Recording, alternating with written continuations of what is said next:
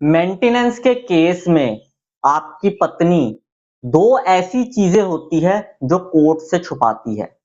और कोर्ट से वो दो चीजें छुपाने का रीजन उसका यही होता है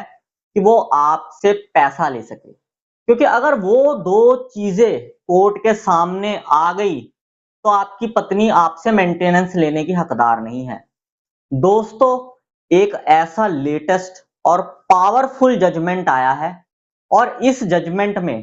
कुछ ऐसी बातें कही गई है जो अभी तक सुप्रीम कोर्ट ने भी नहीं कही। अब आप लोग सोच रहे होंगे कि भैया ऐसा कौन सा जजमेंट आ गया जिसमें ऐसी बातें आ गई जो सुप्रीम कोर्ट तक ने नहीं कही है अभी तक, और वो भी हस्बैंड के फेवर में। तो दोस्तों, इसी टॉपिक के ऊपर आज की इस वीडियो में हम बात करने वाले हैं। पूरी जानकारी को ठीक से समझने के लिए इस वीडियो को बिना स्किप करे शुरू से लेकर एंड तक पूरा जरूर देखना, कहीं से भी स्किप मत करना, ताकि पूरी जानकारी आप लोगों को ठीक से समझ में आ सके। और वीडियो शुरू करने से पहले मैं आप सबसे कहना चाहता हूं कि अगर आप मेरे इस चैनल पर पहली बार आए हैं या आपने मेरा ये चैनल अभी तक सब्सक्राइब नहीं किया है तो चैनल सब्सक्राइब करके नोटिफिकेशन बेल आइकन पर जरूर क्लिक कर देना, जिससे आने वाली सभी वीडियोस का नोटिफिकेशन सबसे पहले आपके पास पहुंचे और आप कोई भी वीडियो मिस ना कर पाओ। और अगर आपने अभी तक हमें सोशल मीडिया जैसे कि फेसबुक या इंस्टाग्राम पर फॉलो नहीं किया है तो इस वीडियो के डिस्क्रिप्शन में मैंने हमारे सभी सोशल मीडिया अकाउंट्स के लिंक दे दिए हैं। इस वीडियो के डिस्क्रिप्शन में जाकर उन लिंक्स पर क्लिक करके आप हमें सोशल मीडिया पर भी फॉलो कर सकते हैं। और अगर आपका भी कोई मैट्रिमोनियल केस चल रहा है और उस केस में आप पर्सनली मुझसे कॉल पर बात करके लीगल एडवाइस चाहते हैं तो स्क्रीन पर दिए गए नंबर पर आप मुझे व्हाट्सएप करके हमारी मेंबरशिप ज्वाइन कर सकते हैं और मेंबरशिप ज्वाइन करने के बाद आप डायरेक्ट कॉल पर मुझसे बात कर सकते हैं। तो चलो दोस्तों, आज की इस वीडियो को आगे कंटिन्यू करते हैं। दोस्तों, दो ऐसी चीजें होती है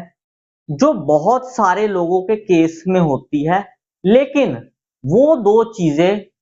पत्नी कोर्ट से छुपा के रखती है और छुपाने का कारण यही होता है कि वो आपसे मेंटेनेंस ले सके, क्योंकि पत्नी के अगर वो दो राज कोर्ट के आगे खुल गए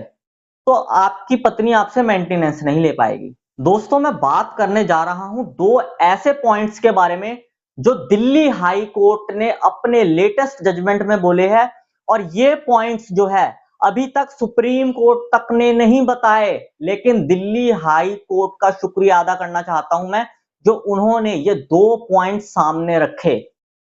पहला पॉइंट जो दिल्ली हाई कोर्ट ने सामने रखा है वो ये है, पढ़ी लिखी पत्नी। एक पढ़ी लिखी पत्नी जिसके हाथ पैर स्वस्थ है, कमाने में सक्षम है, फिजिकली हैंडीकैप नहीं है, पढ़ी लिखी है, अच्छी खासी कमा सकती है, वो पैसा कमाए, पति पर निर्भर ना रहे। मोदी जी ने कहा है ना, आत्मनिर्भर बनो। तो बस वो ही बात दिल्ली हाई कोर्ट ने भी अब कह दी है कि अगर पत्नी पढ़ी लिखी है, कमाने में सक्षम है, तो उसे पैसा कमाना पड़ेगा, पति के ऊपर मेंटेनेंस के लिए निर्भर नहीं रह सकती। दूसरा पॉइंट जो दिल्ली हाई कोर्ट ने कहा है वो ये कहा है कि अगर कोई महिला शादी से पहले जॉब कर रही थी, इस केस को दर्ज करवाने से पहले जॉब कर रही थी, या जॉब कर सकती है, जॉब करने में सक्षम है,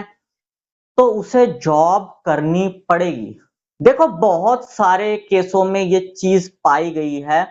कि जो वाइफ होती है वो शादी से पहले जॉब कर रही होती है लेकिन शादी के बाद छोड़ देती है, या फिर वाइफ क्या करती है कि शादी के बाद भी जॉब कर रही होती है लेकिन उसे हराम की कमाई चाहिए होती है, पति को लूटना होता है, तो पति को लूटने के मकसद से अपनी जॉब को छोड़ देती है जानबूझकर, ताकि कोर्ट में जाकर मेंटेनेंस का केस अपने हस्बैंड के ऊपर दर्ज करवा सके और हस्बैंड से ज्यादा पैसा ऐंठा जा सके। इस केस में भी कुछ ऐसा हुआ था। पत्नी पढ़ी लिखी थी और शादी से पहले वो फॉरेन कंट्री में एक अच्छी खासी नौकरी करती थी और मोटा पैसा कमाती थी, उस नौकरी से अच्छी खासी सैलरी उसे मिलती थी, लेकिन पति के ऊपर झूठा मुकदमा दर्ज करवाने के लिए उसने वो नौकरी छोड़ दी, ताकि वो पति के ऊपर झूठा मुकदमा दर्ज करवा के पति से पैसे ऐंठ सके और घर बैठकर आराम से हराम की रोटियां तोड़ सके। तो इसी चीज को देखते हुए दिल्ली हाई कोर्ट ने यह बात बोली है कि अगर पत्नी पहले नौकरी कर रही थी, उसने नौकरी छोड़ दी है, चाहे वो शादी होने से पहले की बात हो या शादी होने के बाद की बात हो, इससे ये चीज बिल्कुल क्लियर होती है कि वो कमा सकती है, कमाने में सक्षम है, तो उसे कमाना पड़ेगा, पति के ऊपर निर्भर नहीं रह सकती, आत्मनिर्भर बनना ही पड़ेगा। तो ये 2 पॉइंट्स ध्यान रखना कि अगर आपकी पत्नी पढ़ी लिखी है या आपकी पत्नी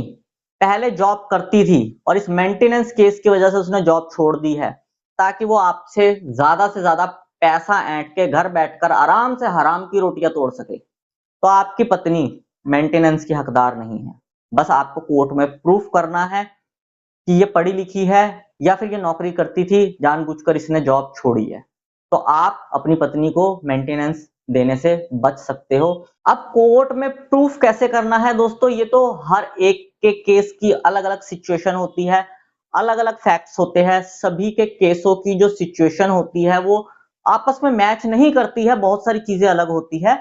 तो ये सिचुएशन और फैक्ट्स पर डिपेंड करता है कि कोर्ट में प्रूफ कैसे किया जाए। अब क्योंकि हर किसी के केस की सिचुएशन और फैक्ट्स अलग अलग होते हैं, तो एक एक पॉइंट पर वीडियो बनाना तो पॉसिबल नहीं है, लेकिन हाँ, आप हमारी मेंबरशिप लेकर मुझसे कॉल पर बात करके अपने केस की सिचुएशन और फैक्ट्स मुझे बताकर मुझसे एडवाइस ले सकते हो। बाकी दोस्तों, क्या आपकी वाइफ ने भी आराम से घर बैठकर हराम की रोटियां तोड़ने के लिए आपके ऊपर मेंटेनेंस का केस दर्ज करवाया है? अगर आपके ऊपर भी आपकी पत्नी ने मेंटेनेंस का केस दर्ज करवाया है, तो इस वीडियो के कमेंट बॉक्स में जरूर लिखना कि गुजारा भत्ता बंद करो और महिलाएं सारी आत्मनिर्भर बनो।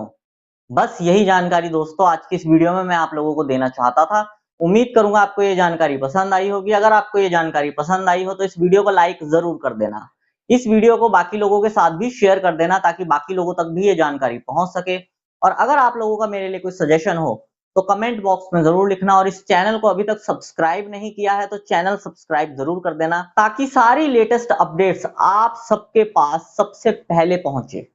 मैं मिलता हूं आपसे अगली वीडियो में। Thank you very much.